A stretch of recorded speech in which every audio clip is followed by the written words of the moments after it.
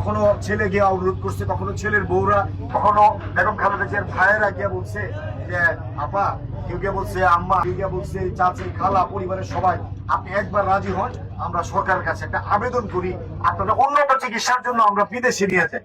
কিন্তু সরকারের কাছে আবেদন না করে সরকার পারমিশন দিবে না।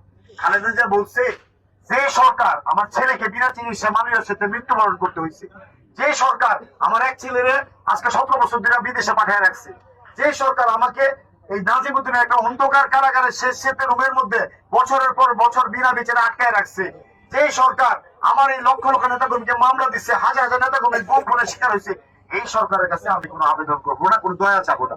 যদি আল্লাহ আমার মৃত্যু রাখে বাংলাদেশে, বাংলাদেশে আমি চিকিৎসা করবো, বাংলাদেশে আমি মৃত্যুবরণ করবো, আবেদন করে আমি বিদেশ যাবো না। এরকম নেত্রীর দল আমরা করি। উনি সন্তানের এই মুখে এত কষ্ট, এত জুলুম, আমরা আমাদের পরিবার আমরা যদি বিপদগ্রস্ত হই, সন্তানরা পাগল হয়ে যা, মারা বাবারা কিভাবে, বাবা দরকার নাই রাজনীতি, বলে না বাদ দেও বাবা, তুমি পয়সা থাকো।